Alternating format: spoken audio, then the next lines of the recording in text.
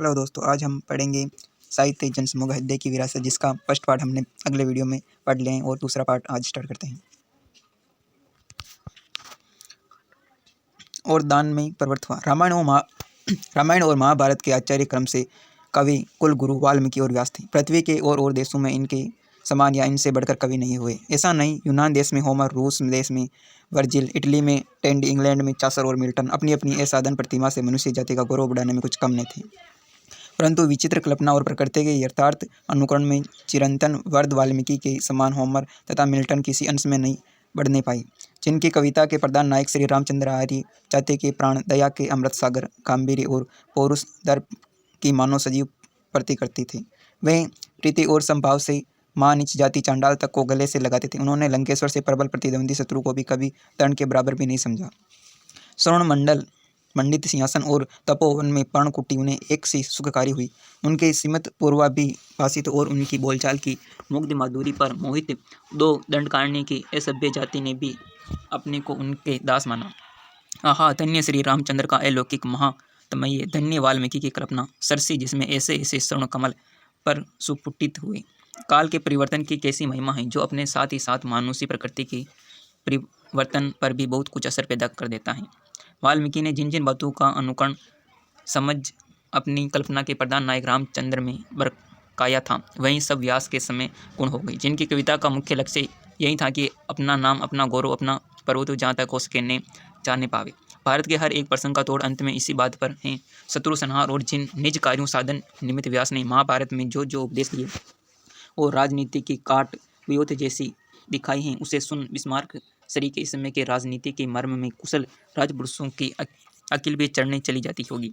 इससे निश्चय होता है कि प्रभुत्व और स्वार्थ साधन तथा प्रवचना प्रवेश से भारतवर्ष उस समय कहाँ तक उदार भाव, संवेदना आदि उत्तम गुणों से विमुख हो गया था।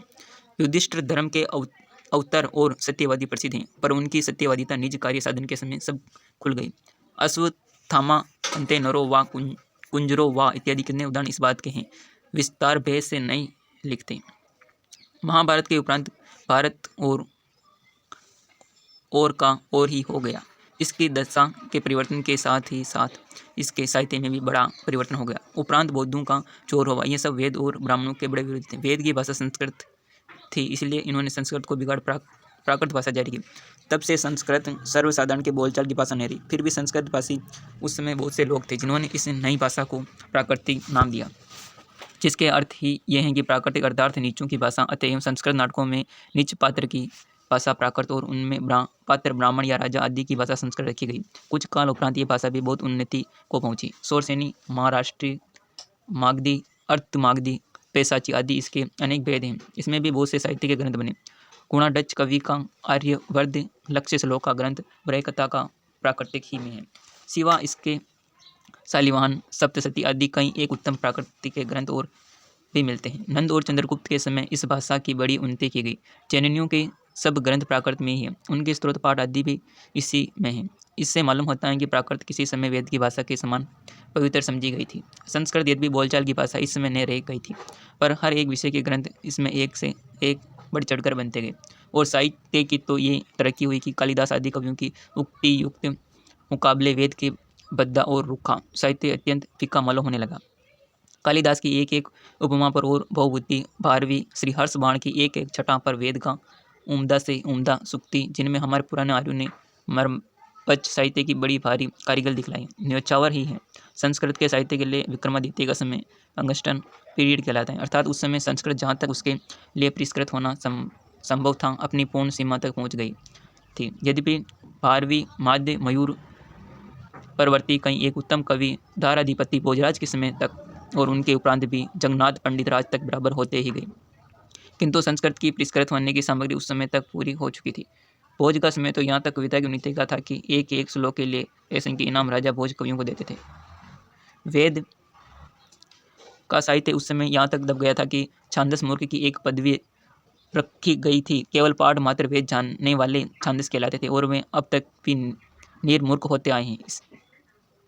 बौद्धों के उच्छेद के उपरांत एक जमाना पुराण के साहित्य का भी हिंदुस्तान में हुआ। उसमें बहुत से पुराण, उपपुराण और संहिताएं 200-400 वर्ष के हेर फेर में रची गई। अब हम लोगों में जो धर्म शिक्षा, समाज शिक्षा और रीति रिवाज प्रचलित हैं वे सब शुद्ध वैदिक एक भी नहीं। थोड़े से ऐसे लोग हैं जो अपने को स्मार्ट मानते हैं और उनमें तो अलबत्ता अधिकांश वेदोक्त कर्म का व्यक्ति किंचित प्रचार पाया जाता है। सो भी केवल नाम मात्र को पुराण, उससे मैं भी बीच बीच आ घुसा।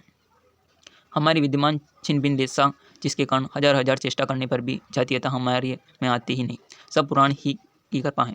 जब तक शुद्ध वैदिक साहित्य हम लोगों में प्रचलित था तब तक जातीय के दृढ़ नियमों में जरा भी अंतर नहीं होने पाया था। पुराणों के साहित्य के प्रचार से एक बड़ा लाभ भी हुआ कि वेदों के समय की बहुत सी घिनौनी रीतियों और रस्मों को, जिनके नाम लेने से भी हम गिना उठते हैं, और उन सब महाघोर हिंसाओं को, जिनके सब से अपने अहिंसा धर्म के प्रचार करने में बौद्धों को सुविधा हुई थी, पुराणकर्ताओं ने उठाकर शुद्ध सात्विकी धर्म को विशेष स्थापित किया।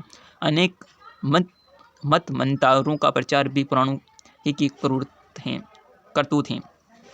पुराण वाले तो पंचायन पूजने ही तक से संतोष करके रह गए। तंत्रों ने बड़ा संहार किया। उन्होंने अनेक शूद्र देवता, भैरों, काली, डाकनी, शाकनी, भूत, प्रेत तक के पूजन को फैला दिया। मैदमास के प्रचार को जिस बौद्धों ने तमोगुणी और मलिन समझा उठा दिया था, तांत्रिकों ने फिर बहाल किया। पर बलवीर की पुष्टिता से जो मांसाहार का प्रधान लाभ था, यह लोग फिर भी वंचित ही रहे। निसंदेह तांत्रिकों की कृपा न होती तो हिंदुस्तान ऐसा जल्दी न डूबता। वेद अधिकांश शुद्ध ब्राह्मण के लिए तांत्रिक दीक्षा या तंत्र मंत्र आदि निषेध है। ब्राह्मण तंत्र के पठन पाठ से बहुत जल्दी पतित हो सकता है। ये तो वे हैं जो किसी समृद्धिकार का मत हैं। हमें भी कुछ कुछ संयुक्तिक मालूम होता है। बहुत से पुराण तंत्रों के बाद बने, उनमें भी तांत्रिकों का सिद्धांत पुष्टि किया गया है। हम ऊपर लिख आए हैं कि हिंदू जाति में कौमियत के छिन्न भिन्न होने का सूत्रपात पुराणों के द्वारा हुआ है और तंत्रों ने उसे बहुत पुष्ट किया। शैव, शाक्त, वैष्णव, जैन, बौद्ध इत्यादि अनेक जुदे जुदे फिरके हो गए, जिनमें इतना दृढ़ विरोध कायम हुआ कि एक दूसरे के मुंह देखने के रवादार नहीं हुए। तब परस्पर का एक्का और सहानुभूति कहाँ रही। जब समस्त हिंदू जाति की एक वैदिक संप्रदाय नहीं रही तो वहीं मसल चरितार्थ हुई कि एक नारी जब 2 से फंसी जैसे 70 वैसे 80। हमारी एक हिंदू जाति के असंख्य टुकड़े होते होते यहाँ तक खड़े हुए कि अब तक नए नए धर्म और मत प्रवर्तक होते ही जाते हैं। यह टुकड़े जितना वैष्णवों में अधिक है उतना सब शाक्तों में नहीं, और आपस में एक दूसरे के साथ मेल और खान पान जितना कम इनमें है उतना औरों में नहीं। राम के उपासक कृष्ण के उपासक से लड़ते हैं। कृष्ण के उपासक रामोपासकों से इत्तेफाक नहीं रखते। कृष्णोपासक में भी सत्य नासीन अनिर्णय ऐसी अनाड़ी आई हैं कि ये इनके पास आपस में ही बड़ा खटपट लगाए रहते। प्राकृत के उपरांत हमारे देश के साहित्य के 2 नमूने और मिलते हैं, एक पद्मावत और दूसरा पृथ्वीराज रासो। पद्मावत की कविता में तो किसी कदर कुछ थोड़ा सा रस है, फिर भी पृथ्वीराज रासो में तारीफ के लायक कौन सी बात है, ये हमारी समझ में बिल्कुल नहीं आती। प्राकृत से उतरते उतरते हमारी विद्यमान हिंदी इस शक्ल में कैसे आई, इस बात का पता अलबत्ता रायसी से लगता है। मतांतर के साथ ही साथ हमारी भाषा भी गुजराती, मराठी, बंगाली इत्यादि के वैसे प्रत्येक प्रांत की जुदी जुदी भाषा होगी। इन एक देशी भाषाओं में बंगाली सबसे अधिक कोमल, मधुर और सरस है। मराठी महाकठोर और कर्ण कटु तथा पंजाबी निहायती बद्दी, कठोर और रुखापन में उर्दू की छोटी बहन है। अब अपनी हिंदी की ओर आइए, इसमें संदेह नहीं, विस्तार में हिंदी अपनी बहनों में सबसे बड़ी है। ब्रज भाषा बुंदेलखड़ी, बेसवारे की तथा भोजपुरी इत्यादि इसके कई एक अवान्तर भेद हैं। ब्रज भाषा में यद्यपि कुछ मिठास है, पर ये इतनी जनानी बोली है कि इसमें सिवाय श्रृंगार के दूसरा रस आ ही नहीं सकता। जिस बोली को कवियों ने अपने लिए चुन रखा है वही बुंदेलखंड की बोली है। इसमें सब प्रकार के काव्य और सब रस समा सकते हैं। अपनी अपनी पसंद निराली होती है। भिन्न रुचिरी लोग हमें बसवारे की मर्दानी बोली सबसे अधिक भली मालूम होती है। दूसरी भाषा जैसे मराठी, गुजराती, बंगला की अपेक्षा कविता का अंश में हिंदी का साहित्य बहुत चढ़ा हुआ है तथा संस्कृत में कुछ ही न्यून है, किंतु गद्य रचना प्रोज हिंदी का बहुत ही कम और प्रोज है। सिवाय एक प्रेम सागर सी दरिद्र रचना के इसमें और कुछ कोई नहीं जिससे हम इसके साहित्य के भंडार में शामिल करते हैं। दूसरे उर्दू इसकी ऐसी रेट मारे हुए कि शुद्ध हिंदी तुलसी, सूर इत्यादि कवियों की पद रचना के अतिरिक्त और कहीं मिलते ही नहीं। प्रसंग प्राप्त अब हम यहाँ उर्दू के साहित्य की समालोचना का भी अवसर प्राप्त हुआ, किंतु ये विषय अत्यंत उब पैदा करने वाला हो गया है। इसे यहीं समाप्त करके उर्दू की समालोचना फिर कभी करेंगे। तो हमारा थैंक यू सो मच।